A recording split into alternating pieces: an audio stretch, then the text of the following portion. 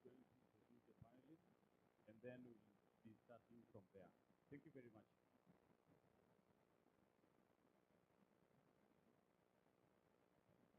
Yes. Good morning, everybody. I'm Lisa Kibuchi, and I'm the founder of the Regenerated Fashion Exchange. And so we are a platform for the collective of people within the sustainable fashion space. So we offer this platform for them to be able to exchange their ideas and come up with innovation that we go ahead and implement. So right now, we face, it comes down to reface. So reface is actually about fashion refacing itself, looking at itself in the mirror and really reviewing where the direction of fashion, so which is slowing it down. As the second largest polluter on the planet, I mean, is the fashion industry, the textile industry in particular. So we have to reface ourselves as an industry, as a textile and leather industry, and really figure out how do we replenish this earth, how do we become more biodiverse. And for us, it's going back to regeneration, which is all founded on indigenous knowledge, where there was zero chemical inputs, so that we heal the planet. And I'm going to have our panelists introduce themselves. Let's start at the end with Seraphine. Leather and organics. I work under Women in Business in this expo because I'm a member. So I'm here to represent Surge Leather independently. At the same time, Women in Business. I'll be speaking to you about both entities. Karibuni sana. Thank you. Good morning. My name is Catherine Dungo from Ubunifu Association, where we believe in culture needs to be exported. I'm also the founder of Design 365, where we believe that Kenya can move fabrics to the export market. Thank you. It's still morning. Good morning. My name is Caroline Gomba. I am a program manager for IDH, and IDH is a sustainable trade initiative that focuses on sustainable trade and in particular sectors such as the textile and manufacturing sector. So currently in Kenya, we are supporting sustainable production and manufacturing processes in textile and apparel. And we are working with various players, all the way from the government to the private sector to small enterprises, just everybody who's within the sector and can influence one, sector governance within the sector so that we have the right business enabling environment for sustainable trade. And we are also working with the business players so we can influence good business practices towards sustainability. As you mentioned, that this sector is notorious for being a big polluter and not and just going against what is now the global trend towards sustainability for better environment, for better jobs, and basically for better business. And thank you for having me. Thank you. Yeah, so as you see, we have a very strong female-led panel. And so we're going to begin what the current situation right now is within the textile industry. But so I don't know if you get, so our topic is women's economic empowerment in the textile, apparel, and leather industries. And we're looking today, focusing on the strategies for promoting gender equality, empowerment, and sustainability in the industry. So in the current situation right now, 20% of all women in Africa are employed within the textile and leather industry, which loosely translates to about 100 million women. So that's a huge statistic for Africa in the continent of 1.3 billion people. So if that's our situation, what are we doing to empower women within this industry? And we're going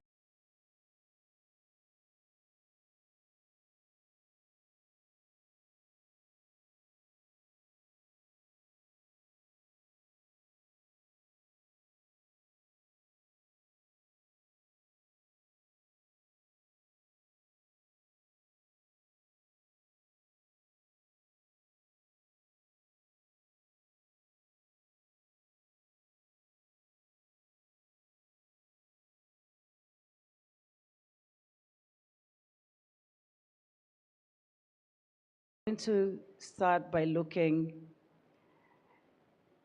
at creating, how do we create gender equality in this space? Because when you look especially in the factories, it's women. But when we come into the manufacturing sector, it's dominated by men, yet there's more women employed in the industry. How do we address the disparities? I'd like to start with Catherine. Okay, thank you very much. I think to answer you, I would put it in a two-prong way. And two-prong, I mean it's either in the formal, and formal is if they are working in the factory, what kind of positions, of what kind of capacity building are they getting there? Are they getting the positions that would grow them? Are they on the factory floor or are they on the management team? Mm-hmm. And the other one is, if they are entrepreneurs, then what kind of support are they getting in terms of growing them? If they're probably micro, how do you move them to be small? And if they are small, how do you grow them to be large? So what kind of support would perhaps they be given by bodies like Carol's body in terms of building capacity specific for women, knowing the unique challenges they have in terms of growing themselves? It could be in funding, it could be in capacity building, and also in probably in the factory floor. Do we have policies where they support women to grow, where we like I was saying before, instead of perhaps having them the majority on the factory floor, that they're given more managerial positions where they're able to grow and also influence how their businesses grow in terms of building them? Okay, Carol is is definitely itching to respond. This is her territory, and this is the lay of her land, and she's investigated this, I think, quite thoroughly. So please give us some answers and what we're doing within women's leadership within the industry. Yeah, and thank you for noting. I think the direction you've taken, it really is a two-pronged approach. But I think for one, it starts with the culture. It starts with the culture from the very beginning, even as you start at the very elementary level of school, in that women can do it, and women don't have to be followers all the time, and women have a voice at the table. So if you're going to school and you're taking a backward role, which is traditionally how women have taken it, then you're going to take a backward role in everything. It's not just textile and apparel. However, and let me refer back to what Aga Khan said. Aga Khan was asked, and he said this, that if he was to educate, if he had two kids and he had a boy and a girl and he was to educate one, he would have educated the girl. Yeah. Because she brings back the investment home. She caters for the home, and the investment is usually for the betterment of the people. And that's why women in any sector, not just textile and apparel, where you see women taking a leadership role, then that leadership is all encompassing, because she's a giver, she's a caretaker, she's looking at the welfare of everyone. And so when you have women in leadership, the culture within production, the culture at the factory floor changes. But I think the opportunities have to be equitable. You said that 20% of women are engaged textile and leather somehow in this region. But when you look at, when you go to textile and apparel, when you walk around this room and you go to production, 70% of the workforce is women. So you cannot have 70% of a workforce led by people who don't understand the issues that affect women. And by that, I'm not saying that women should be given an advantage. Women have to show up by being given the cultural integration from the very beginning, that they are leaders. They have to show up and they have to have expertise. And so if 70% are women, then at least the leadership parity should start changing. And so what should be start changing? If you go to the floor, most of them are men. Women have particular needs. They are caretakers, they have families, and they are the immediate caretaker. They have menstrual cycles, which have to be catered for when you go to work. So small things that make the work environment a better place to be. Amenities, you have children, is there childcare, is there provision for your menstrual health, is there sensitization about Do I feel safe going to work? Am I going to be harassed? Am I going to be given nuances about me being a woman? I think those are the sensitivities that have to happen when you're doing this capacity building, and you're sensitizing both men and women to the needs for women, So to that- allow them to get into leadership and managerial positions and supervisory positions. So does IDH have programs that support, or do they support programs that would do this, bring women to leadership, capacity build, skills train? Yes, we do. Okay. We are currently running programs we are running a career enhancement program, and that's just not to get everyone to a stitching level, because everyone can get to a stitching level, but it is taking those who have been identified within the factory floor, within production floors, to take them into mid-level management, to take them into leadership positions, because that creates a different culture within production and within textile. And it brings about issues of sustainability. Women are naturally veered towards sustainability. And so it brings to us a different culture. We are training women in even machine mechanics, and various other sectors which are much more technical, which traditionally have not been held by women. So we're doing that. Okay. And Seraphine, you are directly involved in, as a woman in the textile and leather space. What do you find within that environment, especially in supporting the safe and conducive work environment? Okay, so from my point of view, Lisa, on this one, I would say that it has to start with the women themselves. Like, for example, Sarge Leather and Organics, the CEO, myself, Seraphine, together with my partner, who is Joyce Yundu, she's over there, in attendance. We are the ones who launched this business. You see, we have other siblings who are the other gender, but you know, as women, we started on our own, meaning you have to also create the space. We just don't sit and, you know, the society to embrace us as women, instead of us also being very aggressive and going out there to show that we can do this. Yeah, we need to have that confidence for starters. Secondly, I will say we need to create awareness of of these women forums where they are. I will think and take like a lot of women have the energy. They really want to do something out there, but they do not know how to start, where to do it from, and how to do it. So I will use an example of women in business. For example, in our case, Assad Leather, we partnered with women in business.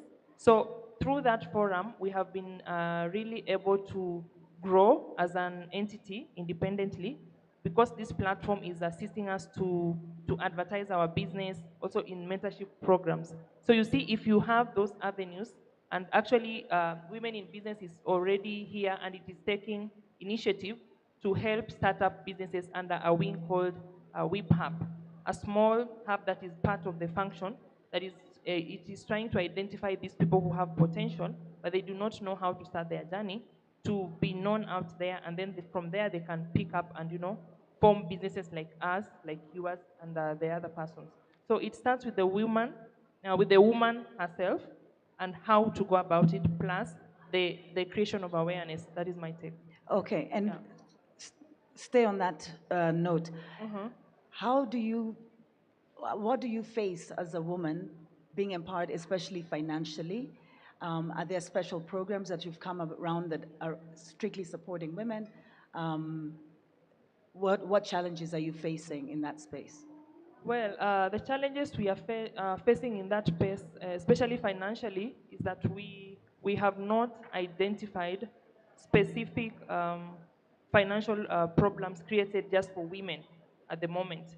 You will find that the platforms that are there, they are just general, like let's say the banks, and also the microfinance, but we have not seen like a vocal entity that has just come together specifically for women. In Kenya, I've not seen that much.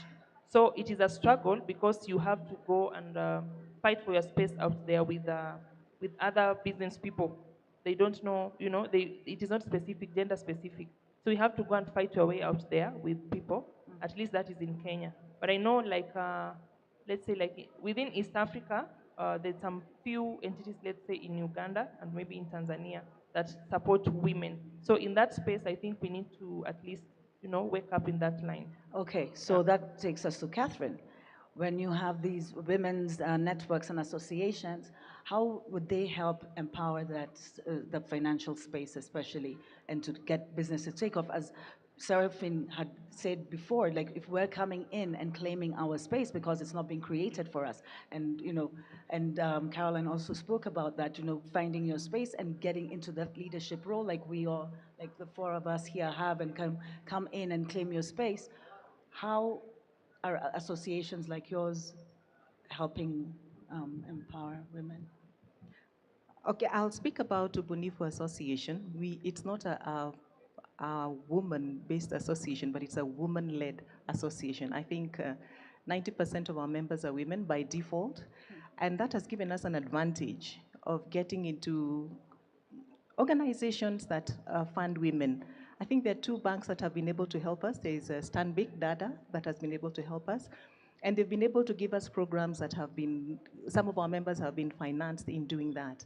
And one thing I'll say about these institutions is that they don't only give you money, but they also offer you capacity building. So in terms of that, there are some institutions that are supporting women that are focused in that. We also have development partners that are also helping women in that. And I think my take in it is we have the power. We have the power to do all these things. But as you alluded to, we probably need to change the behavior, even in the presence of men, so that we don't work in isolation. But even observe our male counterparts. We are nurturers, and I think they are hunters. But there's something we can learn out of what they are doing so that we don't work in isolation. We work as a team so that we understand them and they understand us. So if we're going to grow to the top, at least we work in harmony, but not look like we are one gender trying to take a space which belongs to all of us.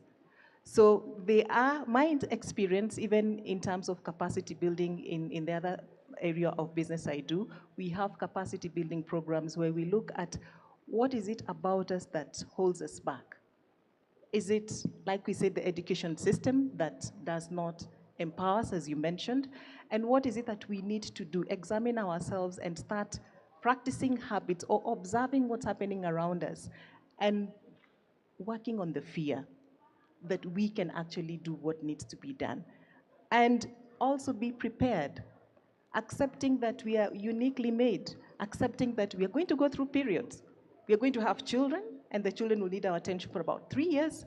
You want to have another baby, and that maybe needs another 3 years, so those are 6 years, and that's part of our nature. So this should not be a challenge, but this should be something that should be brought on the table, where maternity might be 6 months and paternity is only 2 weeks. What does that do for you as a business? So these are things that should be embraced by both genders so that we are able to rise in the ranks without us looking like a disadvantage or a special thing. So basically you're saying that womanhood should be incorporated in business strategies. So that takes us to Caroline. What would IDH what would IDH do to help women within that space to have these strategies embedded into policies and work into your capacity building, that this is their nature is incorporated so that we don't see each other as separate gender?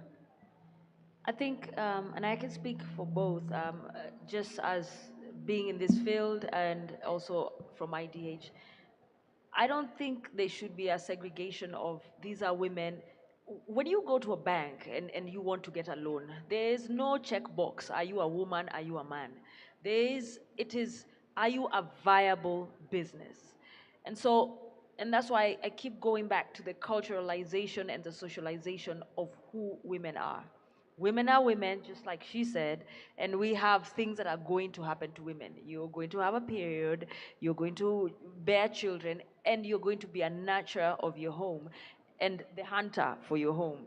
So that doesn't change. But business doesn't, nobody gives credit to a business because you're a woman. They give it because the business is viable. And so women have to show up. This country is, I think, is at 85% literacy.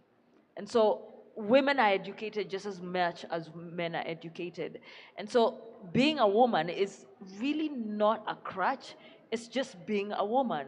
And so women just have to show up, raise their hands, seek mentors, ask questions, and show up to the table and take their part of it. So as IDH, we look at changing systems, not really saying that this is for women, because what happens to the other gender? Are we then we're now talking about the boy child, the da da da.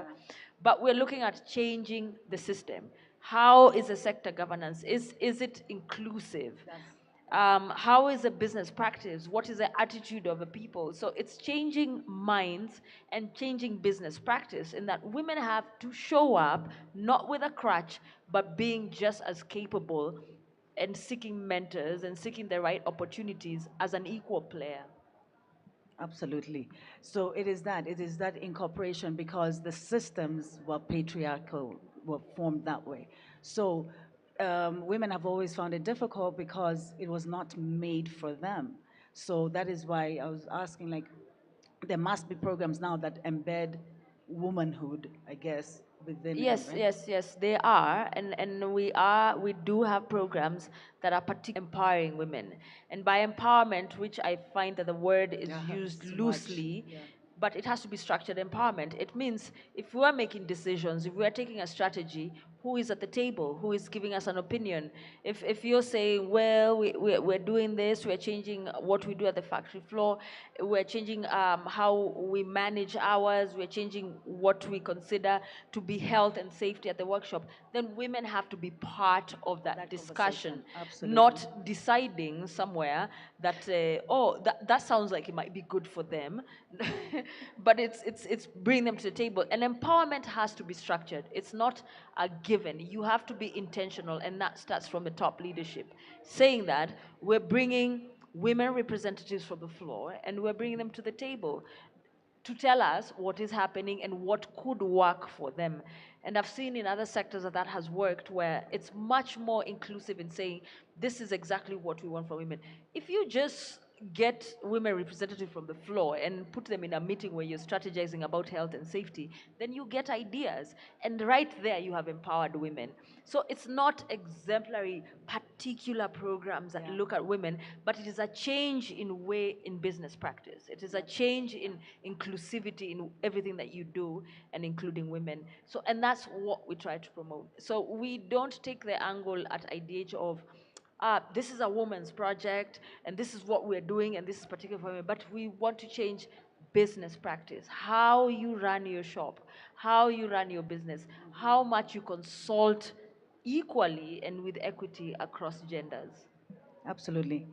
And so when we're looking now at women within the sustainable and regenerative space, especially within textile and leather, what role do you see women playing within sustainability? As you said, it's our nature to nurture.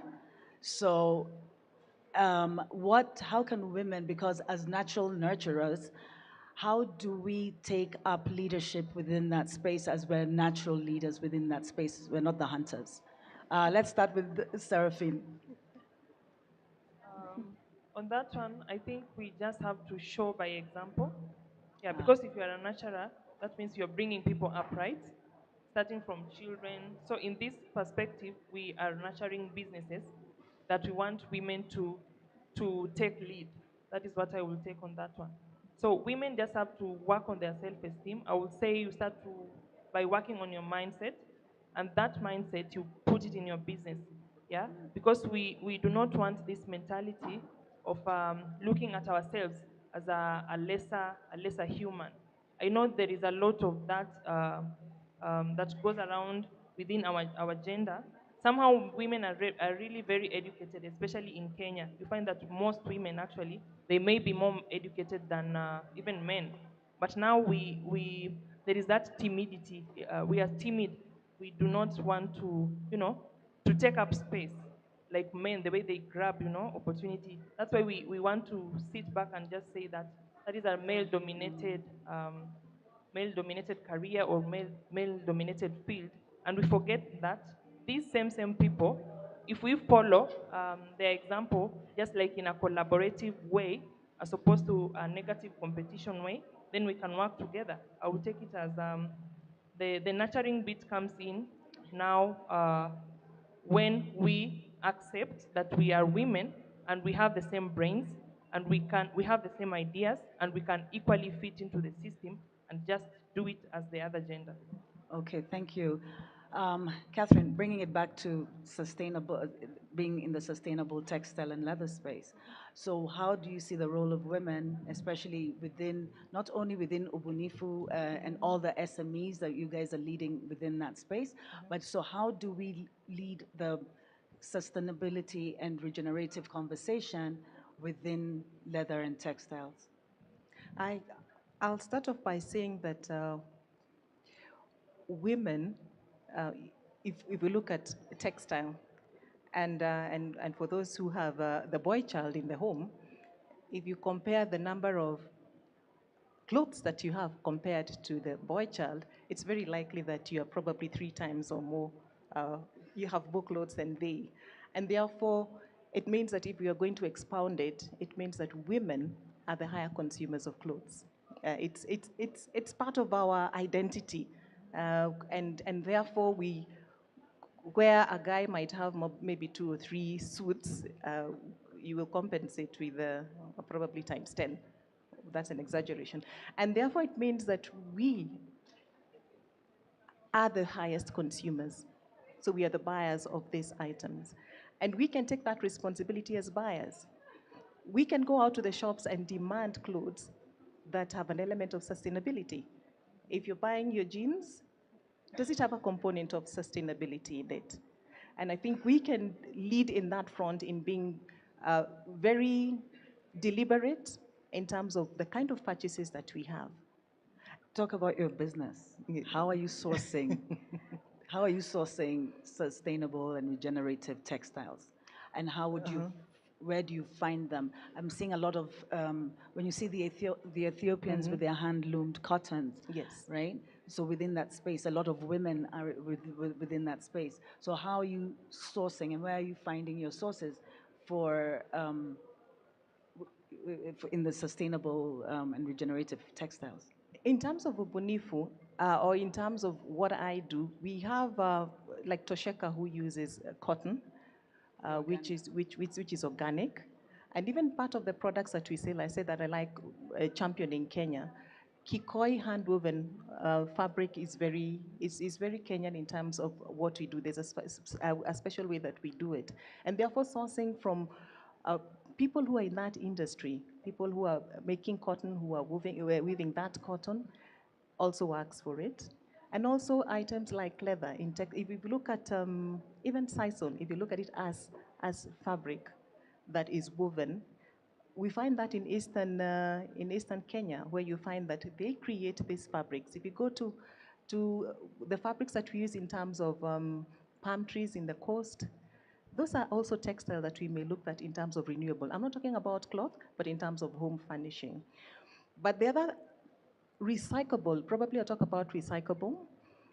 It is common. I know there's a certain section where products from EPZ are waste pieces that are there. You find that the local or the small SMEs, even us included some in Ubunifu, you're able to recycle what is there. Instead of it going into waste, it can be recycled in terms of creating other fabrics that are used from recycled material. Okay, so in Reface, we talk about our C3 concept, right? Which is from crop to closet to compost. And back again, we don't talk about a circular economy. We talk about an upward spiral, so circles and circles in an upward spiral to make it regenerative. And so when we think about sustainability, we talk about being able to take it from crop to from the closet to the compost, and systems that help build that circularity. IDH, tell us about what systems you're supporting within that circular space and making sure that we have textiles and leather going from crop to closet to compost. Thank you. So at IDH, let me start by first unpacking what sustainability is, because everybody talks about sustainability, but people have different notions of what sustainability is. Sustainability is anything that is good for the planet, good for the people, and good for the business. So you want to be a sustainable business. That means you are forward-looking and future-looking, and you can exist down the road. You also want to conserve the planet and finite resources that are there. And you also want to do good for the people, because the people who work in those spaces need to be considered and need to have decent livelihoods and decent jobs. And so circularity is part of the whole sustainability story. And circularity just means keeping it within that loop that you say, the circle, and going up, and trying to use a finite resource for as long as possible, so that you're not going back and tapping into the finite resource over and over again. And as Catherine was saying, textile and apparel is cultural, is human nature. It is so embedded in us that I think the first things that human beings made were fabrics. Yeah, I think they took some plants, some hemp somewhere, and they figured, you know what, if I do this to it, I can wear it, I can protect myself. It is ingrained. It is part of our identity, it's part of human beings, and that's why this sector is really, really huge. If you look at imports in Kenya, textile and apparel as a sector is the largest importer as a sector in Kenya. And so this whole circularity angle is to try and not use finite resources, and that we promote that through changing business practices and also getting an environment through sector governance that can support that. Because if you don't have a business environment, which is obviously public sector driven, that allows for you to do these things, creates policies. Right now, there's a lot of discussion on regenerative fibers. There's a lot of discussion on having responsibility up to the end use of a product, and that is happening. And so we support that kind of initiative and that kind of discussion. And we also support business practices that try to be much more circular. It's about symbiosis, even if you're in an industrial park. One man's waste is another man's product. And so it's creating those symbiosis and trying to make sure that resources find a longer life. That's really what circularity is. And that's kind of initiative. We work with factories, we work with industrial parks, we work with manufacturers, we work with a whole myriad of stakeholders, including buyers and brands, to try and find the longest life possible for finite resources. Absolutely. And when I think of what Reface is here to do, one of the biggest things, our biggest investment will be in an R&D lab that does not exist anywhere on the continent, to be able to create these regenerative textiles out of the regenerative fiber crops that we have now just started the initiative to do. And so, and I'm seeing, like, within the entire sustainability regenerative space, it's really about keeping textiles out of the landfills, because we are the second largest polluter as an industry because of how much textile is ending up in landfills. So how do we prevent, as an entire industry, what are the programs and systems in place, and especially women-led ones, that could prevent these textiles ending up in the landfills? As you said, we're trying to prolong the use as long as possible. How many programs are there of just collecting textiles? Why isn't it part of the recycle, in the bins you see glass, plastic, metal? Textiles should be, yes, all textiles should be in there. And I can say a little bit about it's all about business sense. I mean, we can talk about ideally how it should work, but everybody has a business model, and it all boils down to, is there a business case for it? Is there a consumer base for what you want to do? Is there a business case for it? Can you make money off it? And it comes down to consumer responsibility, But that is changing a lot in this sector. People are much more aware. I think 7 years ago, we wouldn't have sitting here talking about circularity and sustainability.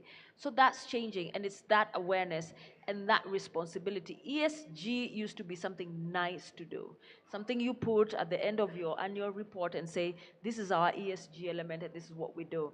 But now people are being taken to court over it. They are being held liable, financial liability. There's huge risks associated with not being sustainable. So I think that kind of global shift from brands, from consumers, from manufacturers is changing that.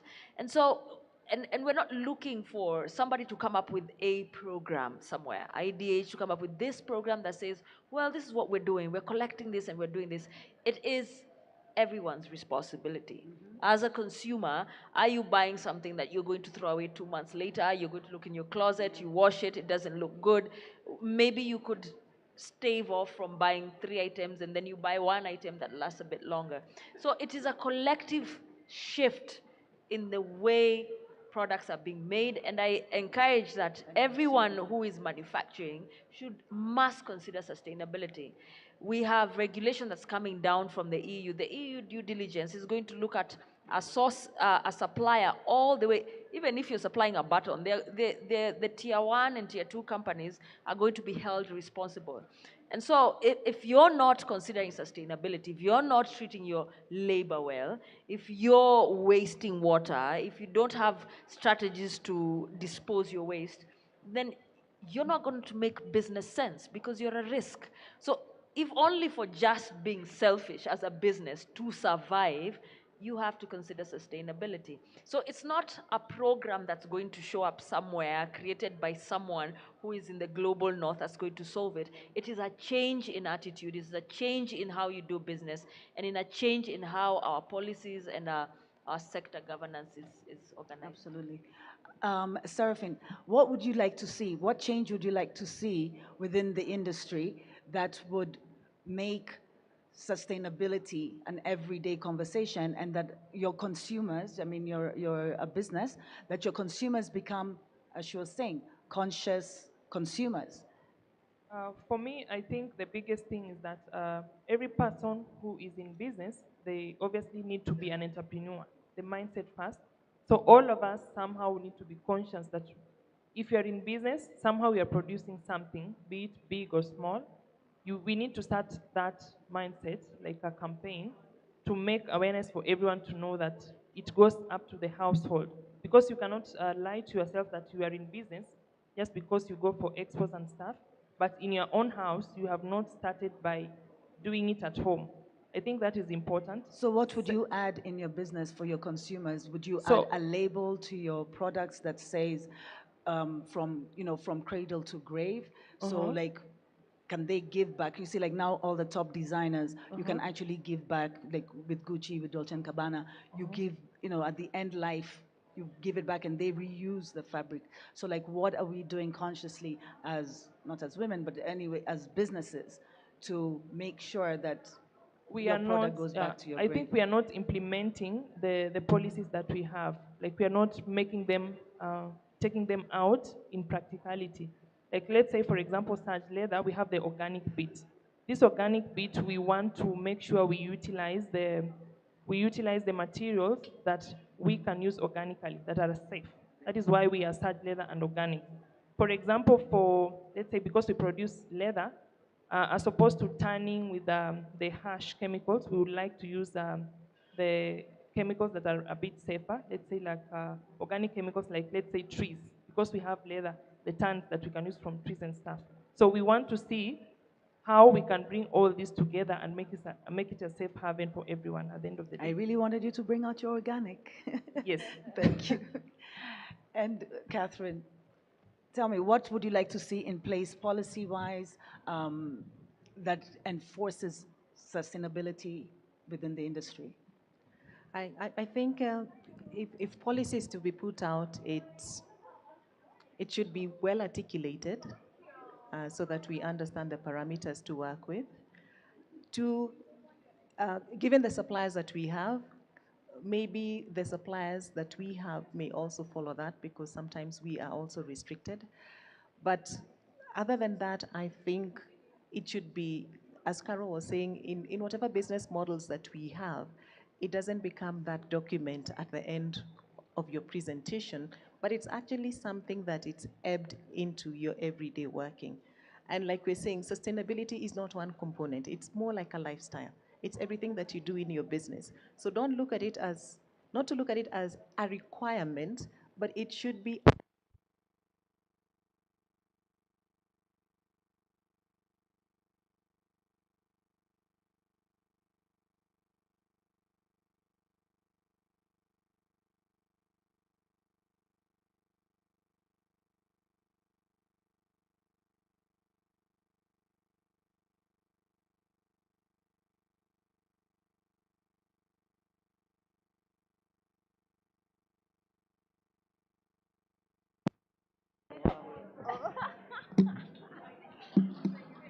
Okay, Catherine, you want to finish your thought? Yeah. Yeah, I was going to say that even as we discuss this, it shouldn't be a production process. It should be the way you conduct your business in every area that you're doing your business.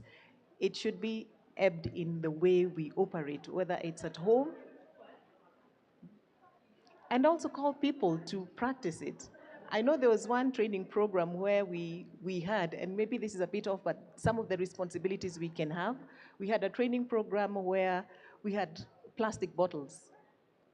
And the participants said that they are not going to continue with the class until those bottles are removed and they are given either glass bottles or they are given. So we can also advocate for this change without having to wait for policy, but in our own ways we can do it. But a framework would help so that we're able to see whether we are complying or whether we are doing it the way it is. But you know, humans, without consequences, we do not follow rules, right? So this comes to IDH. What would you do now to close off the discussion? What would we do to make sure that policies are adhered to? What kind of, I mean, I know within Reface, one of the things that we're doing is giving DNA to textiles. So with the certification standard that we are developing as we speak, they will be giving textile their DNA. So from any textile that is certified with our certification standard, you can trace it all the way back to the smallholder farmer that grew that plant, right? That combined that fabric. So what policies can be in place to make sure that fashion does not continue being the dirtiest word in the industry? Let me start by saying that.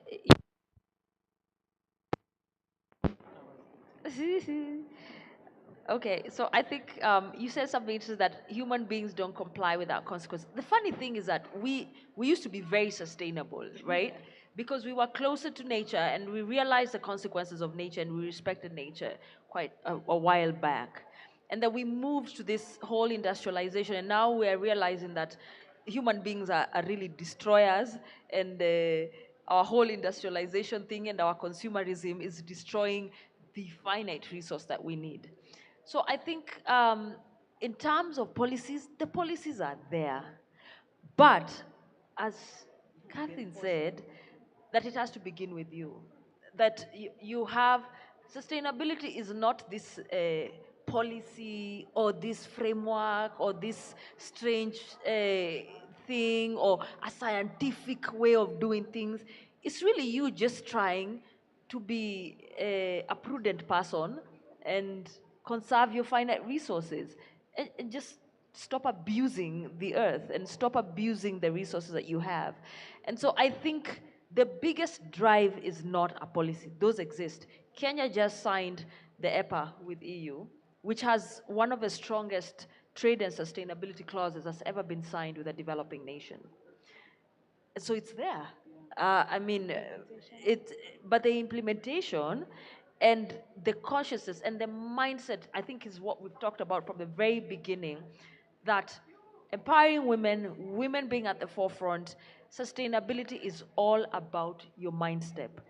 stop being wasteful, because in any case, there's a business case even individually from not being wasteful. There's a business case from buying a piece of leather that is locally made and it's going to last you 20 years, than from buying a cheap plastic that's going to last you 2 years and you're out again in the market. So it's a way of life. It's not this one thing that's out here. The bottom line at a report, it is really begins with you and what you want to realize out of your life. And I think reducing waste at the end of the day, don't be wasteful. And also look at yourself, even as an individual consumer, as a business case. What makes sense for me eventually in my spending, in longevity, in just having that full life that we were talking about and giving products life. So I'm not going to have a recommendation from an organizational perspective that there's this program that's going to be somewhere that's going to solve that. I think it begins with ourselves thinking about that and what we can do in our lives. You hear a leather organization is talking about how they do organic leather, there's organic cotton, there's what you're talking about, a labeling. But if you don't believe in it as a practice, then so what does a label do for you? But for you doing regenerative fibers, a label means something because it means that I stand for something. And so different approaches and different initiatives, but at the end of the day, I think a mindset of sustainability. If you're not doing good for a person or for the planet, you're just not doing good, and you should think about it.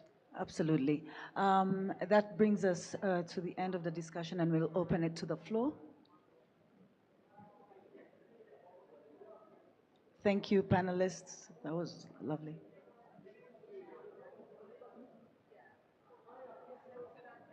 Thank you, Lisa.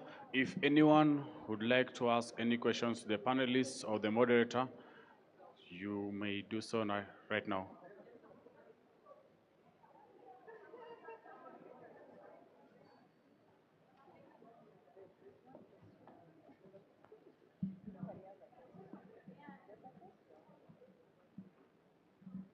Hi, so I'm Sandra Tony. I'm part of the organizing team, but I'm actually very curious about sustainability generally. I have a question anyone can answer, I think in three parts. So I think as Africans, we've always been sustainable because growing up, if you have jeans, when you stop wearing it, it's passed on to your cousin. It's like the traveling pants. It goes down and it stays for years.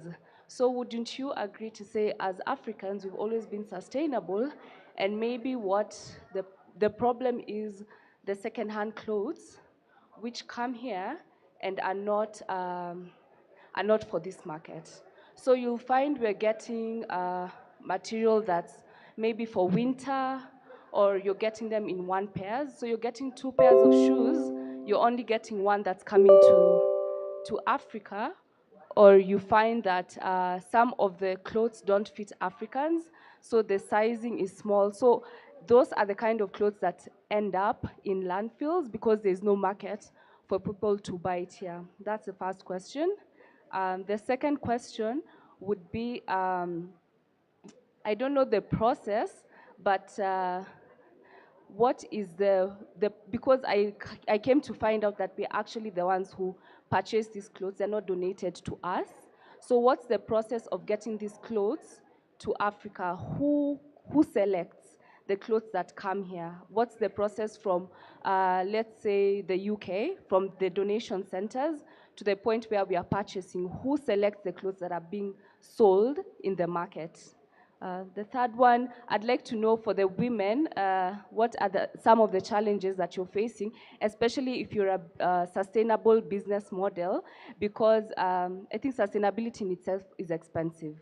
So even getting the market, because we can say many people you want to buy sustainable, but you know, many people are facing, we have issues like we are used to buying the $1, $2 because they can't afford. So how do we meet in the middle from the designer to the person who's consuming?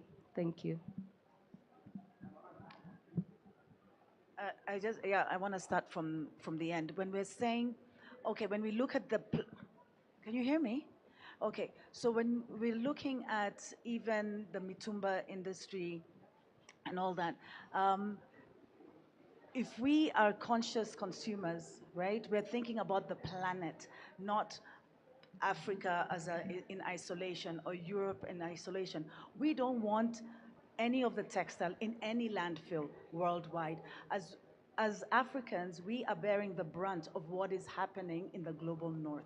So it doesn't matter. So if things are being dumped there in their landfills, we're the ones, it's Africa that's going to have the consequence. So let them come here. Let us refashion, right? I'm wearing today Mariam Couture. Everything, she patched up an entire collection from Mitumba's. So, so that's regenerated. That is keeping things out of the landfill. And I think Catherine can also talk a little bit more about that, or Seraphine? I would say the actually people are practicing that, just that we don't know. Just like Lisa said, a whole collection of the couture that has been compiled to make that nice skirt is happening. Just that sometimes when I will use Kenyans mentality. Kenyans have this mentality that when I walk to that booth, because they have hung the clothes, already I'm going there, nimejiambia it is very expensive. Do you know you could walk there, like let's say I could walk there right now, get a dress that is just like 2,000 Kenyan shillings, but I would prefer, mimi mwenyewe, as an African mindset, Kenyan to be specific, I would prefer the 2K, I go to Mtumba and get like 50, you know? So it starts with you walk the talk. Because at the end of the day, we have the policies, we have everything, people are doing things right, but the reception is not very good. So it is us to come out of this poor mindset of that is expensive. If you get a pair of leather boots, yeah, one pair of leather boots that is genuine leather could last you, for example, 10 years. For me, I have had a leather belt that I've worn because my size, obviously, well, if you look at me, I will not grow fat in 2 days or so. So I've worn a leather belt for about 10 years. I don't like that belt specifically because I've overused it. It's a leather belt. It is in perfect shape. If I display there today, you will buy it at the same price I bought it 10 years ago. Simply because I, as the Surge Leather and Organic CEO, I had this mindset from a tender age. I want to get classy. Sometimes people accuse me of you like high end, which is true. But at the end of the day, I am saving a whole lot of, 10 years of belt. I don't buy another belt unless I want to change the color or something. So we want to tell ourselves we have these policies. These things exist in Kenya. They exist in Africa, East Africa as well. But we do not want to embrace. It is a mindset thing. It is a poor mentality setting that we want to shrink ourselves to Kijiambia. Mtumba is the best. Just recently, in this government, the president tried to talk to Kenyans. He said, let me not say the president as such, but the party that is ruling now, they said we want to try and, um, and promote the Kenyan clothing and textile industry. Kenyans really made a lot of noise. I was really surprised because that means we are the ones who insist on having these leftovers from other countries, which is a very poor mentality. I would like to maybe, let's say, I would like to promote Rivertex because they have new products that are produced from Kenya, our own pride, fairly cheap. You get a bag there. You can use that bag for a year plus. And this business of bringing down something from this person to this other one, tutakuwa tumekata yote, just because all of us have made a decision to do the right thing. So at the end of the day, such forums are very important for us across East Africa repeatedly so that we make sure that we implement what we learn from each other every day. I think I'm done with that. Yes, yes, I agree with you that most of the damage is done in the global north, but the effects are felt in the south. And that's been obviously, that's no rocket science. It's been scientifically proven. There's data around that. And in fact, I remember I think it was COP26, it was so disappointing that they rejected the loss and damage clause and the provision for that. And that is to mean that there must be some compensation given to those who experience the loss and damage because they don't create the problem. However, I think we are no longer in siloed markets. We are a global, the world has shrunk in terms of a market. Products move across, materials move across, resources move across, services and goods move across everywhere. So you cannot solve a problem in a siloed way and say that we are Africa, you are this and that. We're in a global market. And the global market for textile and apparel is that it is heavily consumer driven. And the change has to come, just like she was saying, from the consumers. And that consumers are actually right now really driving the sustainability agenda. Brands have been accused and are guilty of a lot of greenwashing. Oh, we are doing this, we are collecting this, we have a green line, we have what? They're not doing anything. When it comes to Mtumba, and the question you asked, is it who decides what comes here? I think a couple years back, not even 2 years ago, the Mutumba Association of Kenya was lobbying to the government to become for Kenya to become a sorting center. And that way, we are able to filter what comes in, because I think about maybe even 40 to 60% of what comes in is unusable, and it just ends up, it's not even the one that you can buy and ship and have the traveling pants about, but it just ends up in the landfill. And there were initiatives like those, because we're not going to stop Mtumba today. It is part of the cycle. It is also part of, there's good in it, there's bad in it. There are jobs, there's circularity in it. But what Kenya the association was lobbying for is for us to become a sorting center for the region. Others take extreme measures. Rwanda said, oh, you know what, we're not taking Mtumba anymore. But there's play, there's political play, there's trade play, in that Kenya could not have such a stance. East Africa said, we're going to reduce. Kenya could not such have a stance because they were being also, the US also has holding a goa over us. You know, it's tricky, it's complicated, and it's because we don't exist in siloed markets anymore. So you cannot, the textile and apparel and leather is a global market. And so this is a global problem with only global solutions. There cannot be an Africa solution, there cannot be a Kenyan solution, it can't happen.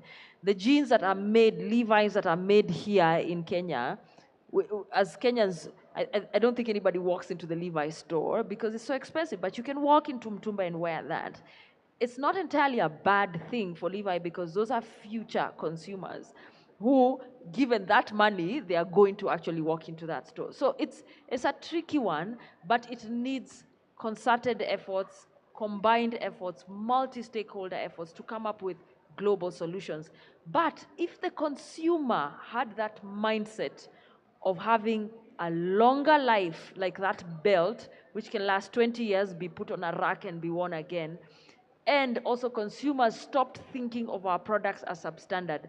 The Levi's that are in that Levi's store are made in Kenya. Make the global trip all the way around and come back either as Mtumba or in that store. And Kenyans are just not going to buy it. If you thought about a longer life for a better quality product, and we just stopped this mass consumption. We are in an age where people want more and more and more. It could be terrible. You could wear it for 2 months, but you want more. So I think it's the mindset, and that's what we've talked about. Whether it comes to women taking leadership, women taking stance, you being more sustainable, businesses becoming more sustainable, it's just a mindset. She's leading me down another path.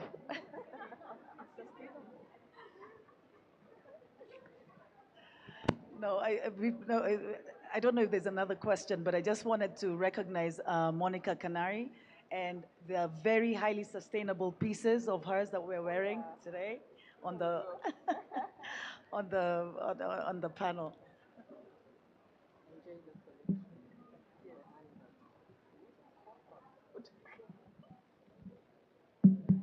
Any question?